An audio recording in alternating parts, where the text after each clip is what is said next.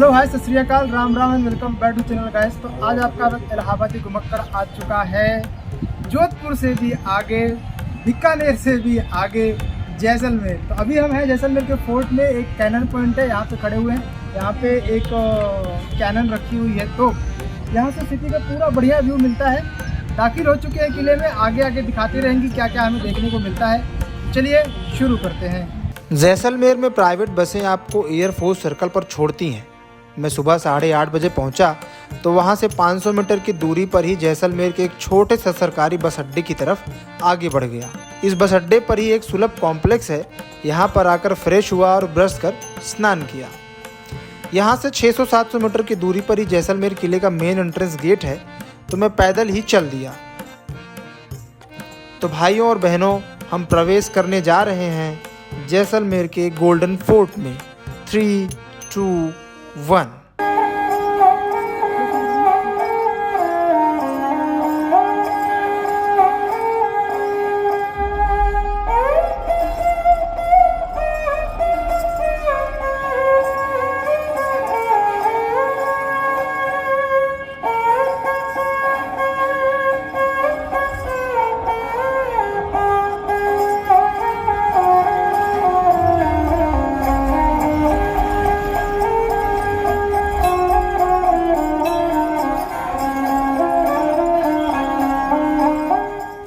सन 1156 में सरदार रावल जैसल ने इस किले का निर्माण करवाया था और जैसलमेर की स्थापना की थी। यह इस किले का तीसरा गेट है और ये सारे ही गेट लगभग जिगजैग की फॉर्मेशन में हैं, ताकि कोई आक्रमणकारी सीधे महल तक ना पहुंच सके। अंदर घुसते ही हमें मिलता है राजा रानी का मुख्य महल। इस मुख्य महल में हम आएंगे, पर उससे पहले गाइड महोदय के साथ बाहर का पूरा किला घूम लेते हैं।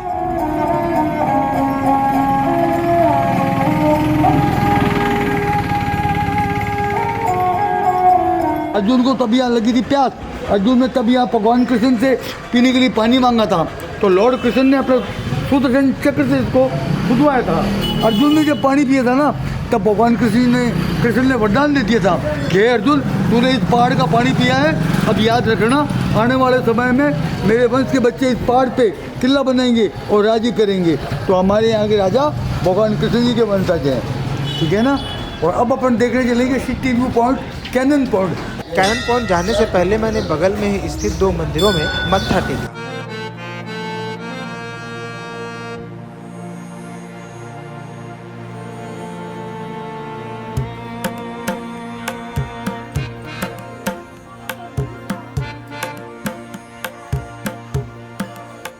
मंदिर के बाद हम कैनन पॉइंट की तरफ बढ़ गए और गाइड अंकल ने रास्ते में पड़ने वाली कुछ पुरानी हवेलियां दिखाई, जिसकी नक्काशी काफी बेजोड़ थी।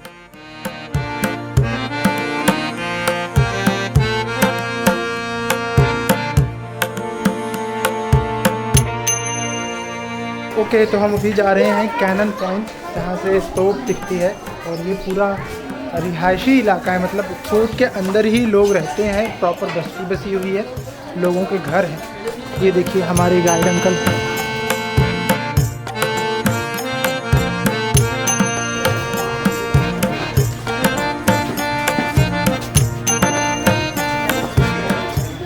वाह, इससे पूरे शहर का नज़ारा मिल रहा है।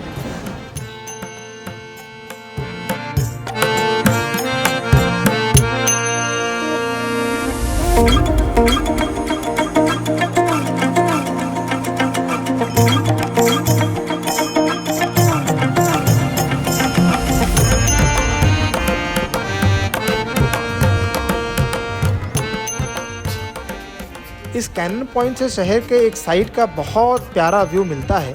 यहाँ कुछ फ़ोटो खिंचवाने के बाद गाइड अंकल दूसरा वाला कैनन पॉइंट दिखाने लगे।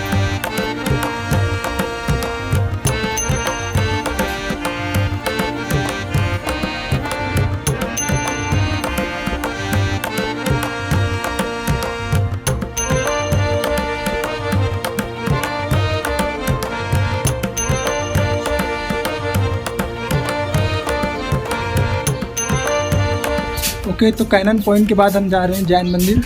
और जैन मंदिर के बारे में भी काफ़ी कुछ सुना है, मतलब उसकी नक्काशी वगैरह। चलिए देखते हैं अंकल जी क्या दिखाते हैं।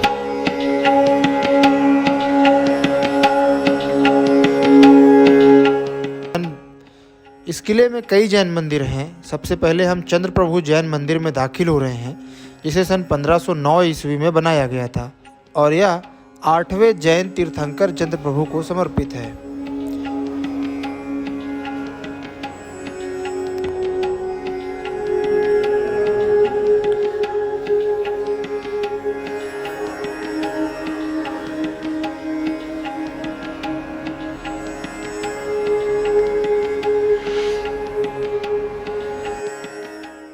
इसकी नक्काशी और ये मंडप तो अद्भुत है।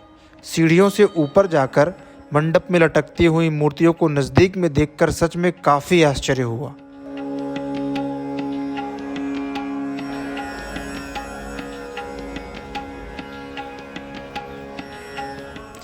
पूरे मंदिर में एक भी ऐसा स्थान नहीं है जिसे देखकर आपको आश्चर्य न हो।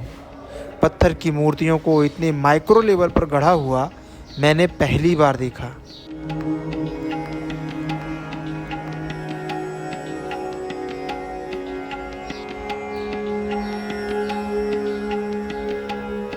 इन मूर्तियों और बेजोड़ कलाकारी को देखते हुए मन ही नहीं भर रहा था, लेकिन हमें आगे बढ़ना था, तो थोड़ी देर बाद मैं दूसरे प्रमुख मंदिर पार्श्वनाथ जी की तरफ आगे बढ़ गया।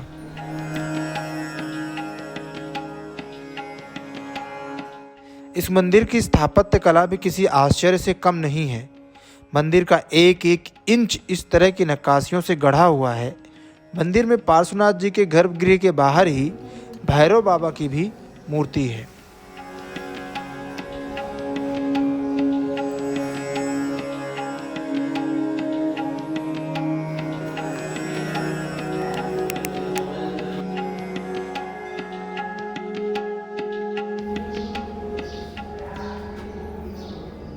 मंदिर के बाहर आया तो गाइड महोदय ने कहा कि उनका काम पूरा हुआ, तो उनको विदा कर मैं सीधे निकल पड़ा राजा रानी महल की तरफ, जिसे अब एक म्यूजियम के रूप में संरक्षित किया गया है।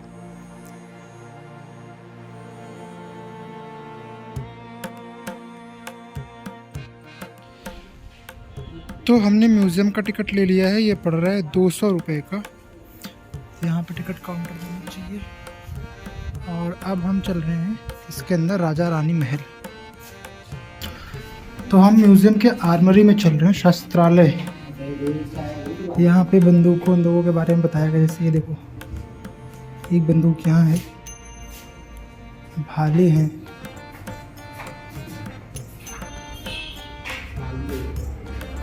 और ये तरह तरह के चाकू हैं, तलवार, यस तलवार और बर्छा।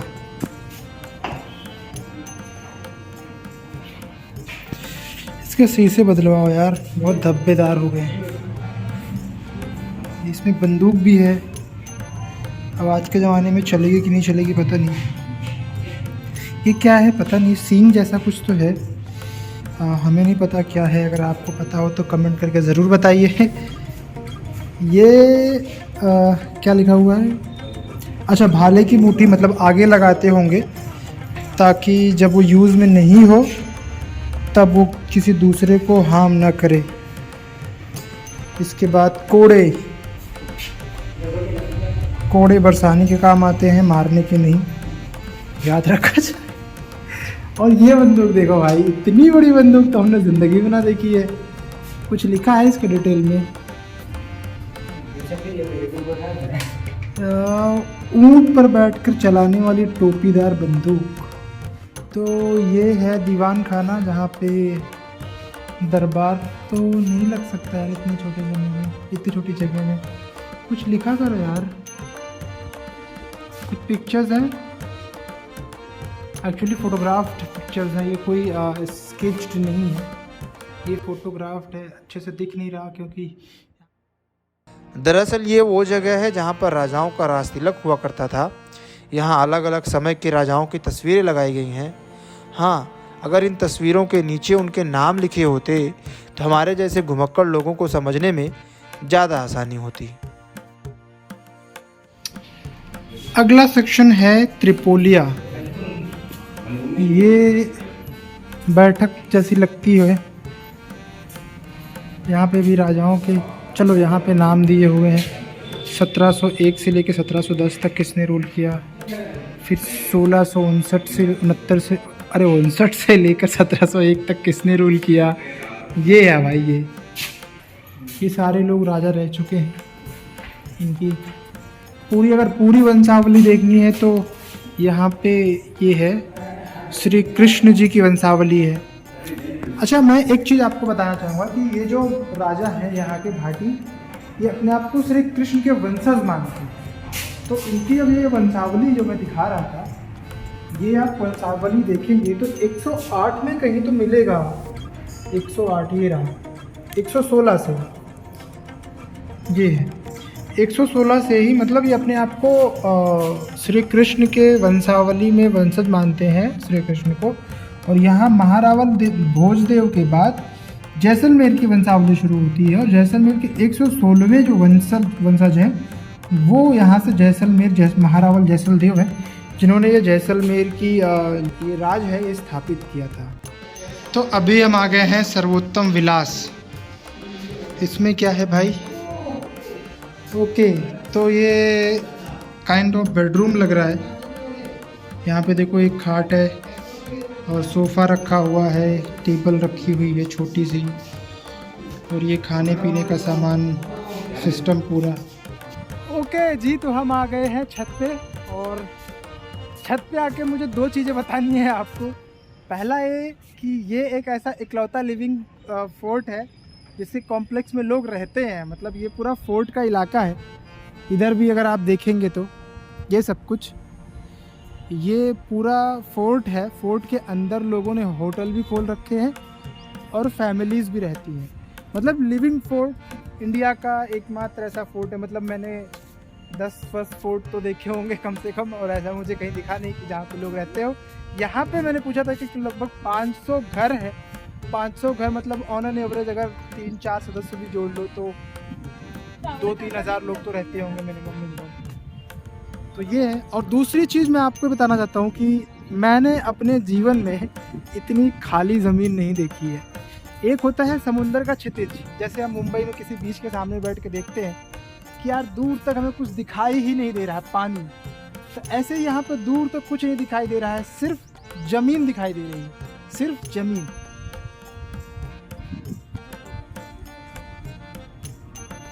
हाँ, एक चीज़ और दिखाई दे रही, पवन चक्की। यहाँ पे 1 मिनट जूम करते हैं। ये ऐसी पवन चक्कियाँ चारों तरफ लगी हुई हैं, जहाँ तक जाएगा नज़र। मेरे कैमरे की उतनी कैपेसिटी नहीं है इस वाले। यहाँ देखो, यहाँ भी चल रही है, इधर भी चल रही है, हर जगह ही चल रही है। ये सब पवन चक्की चल रही है। तो अब हम चलेंगे रानी के महल में।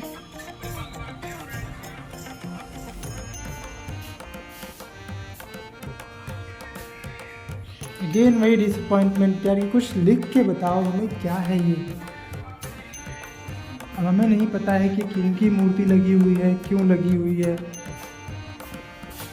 ना। थोड़ा बहुत तो जानकारी देना चाहिए यार हमें। टूरिज्म डिपार्टमेंट प्लीज़, अगर आप सुन रहे हैं तो ऐसा कुछ करिए भाई यहाँ पे। तो मुझे लगता है कि अब ज़्यादातर सेक्शंस ख़त्म ही हैं, और ज़्यादातर में देखो सील किया हुआ है टेप लगा के, तो ज़्यादा कुछ होगा नहीं मेरे ख्याल से।